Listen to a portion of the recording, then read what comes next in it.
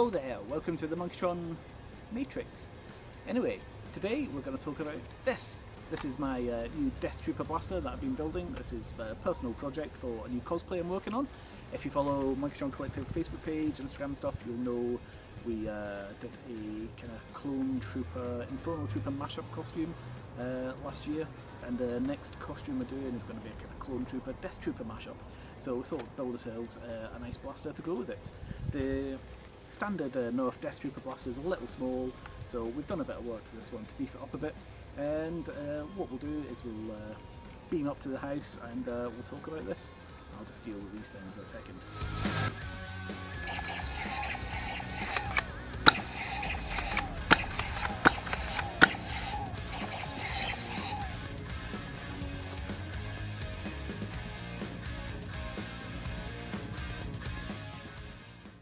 Hello there, welcome back to Monkeytron Collective. As you see in the little intro there, this is our Death Trooper blaster that we've made for a new costume that we're building. We've finished the helmet here. It's not quite finished yet, but finished the paint job on the helmet here. We've still got some LEDs and stuff to put inside it. This is going to be part of the costume as well. But yeah, we thought we'd go with a nice Death Trooper blaster rifle to go with the costume. We've got one of the original ones here, so as you can see these are pretty small. These are quite tight and compact. I don't really think they're to scale to what they are in the movie. The Death Troopers obviously in Rogue One mainly, and yeah, it just felt it needed to be bigger and chunkier. So we went about adding some extra bits onto this. So even if you buy the deluxe model of this, it comes with this tiny little stock and a tiny little scope on top. So they still look very tiny and kind of childlike and very toy-like. So we decided to extend this. So first thing I want to do is extend the barrel, and this is actually part of a tri-strike missile launcher barrel. We had to take the bottom off and take some other bits off, and it's just been kind of tacked into place with some hot glue, and then it's been epoxy resined into place, and then we've done some putty work to kind of blend it in around the edges here. And it's just an almost perfect fit. The end of the barrel just kind of almost perfectly slots onto the end there, and it's got these little vent holes as well. Not exactly like the prop blaster has, but looks very similar, and it just gives it that kind of chunky front end feeling. And I just love the way this kind of lines up. You've got the pump here, and the way this bottom bit kind of all lines up. It just looks like it's meant to be there. An absolute perfect fit. We then went with, I wanted to put a scope on, so I tried a few different scopes, but just went the most sci-fi, best looking Nerf scope there is the old Vortex scope. So we went with one of them, and obviously with it having the green LEDs, it just tied in perfectly with the costume. We've done some green highlights in the blaster here to go with the green that's going to be on the costume. Given this, so this is a Clone Trooper helmet that's been customised. It's a Phase 2 Clone Trooper helmet that's been customised slightly. And we've added the green visor and some of the green details here, and I've put some of my tartan stripes on there as well, because my costume's going to have a kilt with it.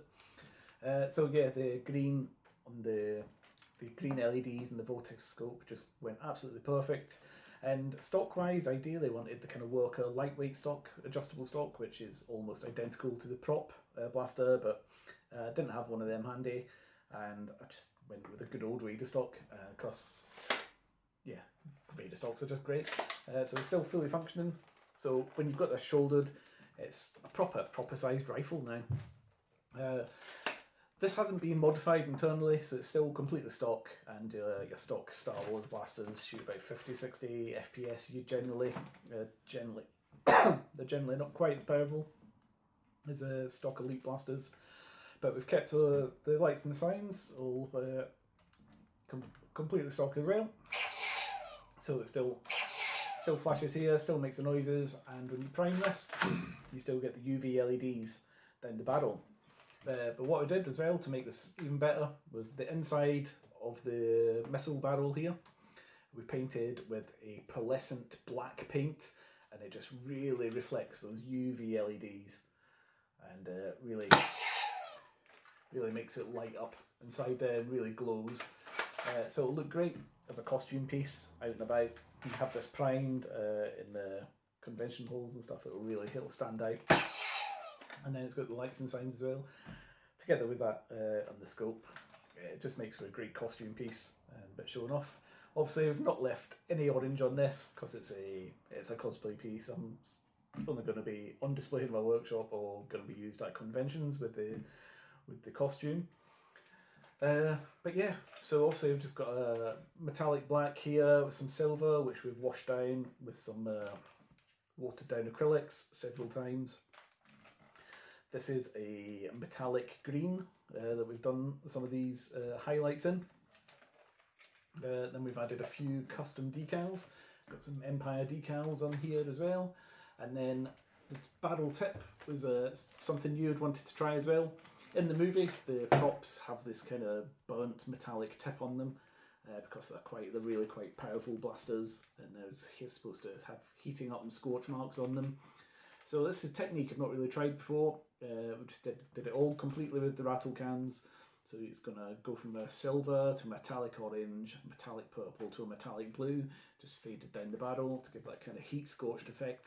And yeah, it just worked out really well. I kind of tried it a couple of times. I did a Starlord blaster and a Han Solo blaster. I tried to do it by hand with acrylic paints. I wasn't too happy with the results, but doing it with the spray cans on this it just came out really well. I love how it looks. So, let's say, really chuffed with this. A few different paint techniques with the scorch effect there, and this also has the 2K lacquer on it as well. You can see how shiny it is. Same as the helmet here as well. This has been done with the 2K lacquer, so these really stand out, really shiny. The 2K lacquer makes the metallics pop and the colours pop brilliantly, and they just look great in the light, especially in sunlight. They just absolutely gleam in sunlight and look really good. So they're gonna look great when they're out on patrol with the costume on. But anyway, as I say, it's still complete stuff. You can still load this blaster. It's quite hard to load because obviously you have to reach right down the barrel. So it's the 3-shot Smart AR blaster. These are glow-in-the-dark darts, so they'll still glow in the dark as well. So it's quite hard to push them right in, but yeah, they still work. But yeah, as I say, I'm not going to be playing with this blaster. It's for cosplay display anyway. But anyway, hope you enjoyed that. I really like this. I'm probably going to make another one out of this one, which I might put up for sale on our Etsy page. If you've not checked out our Etsy page yet, make sure you head over there. Just search Monkey John Collective on Etsy. We've got a few blasters up there now as well. We're also stocking some blaster wraps from Blaster Wraps in America. We're the only place in the UK you can get them just now. So if you hit me up on Etsy, you can pick a blaster wrap up. There's a limited selection on there. We've only got a few left. We've sold a few. We've also sold a couple of blasters, which has been really nice, and yeah, I hope new owners are really happy with them. I've got a few projects in mind specifically for the Etsy shop that are going to go up. As I say, I might do another one of these.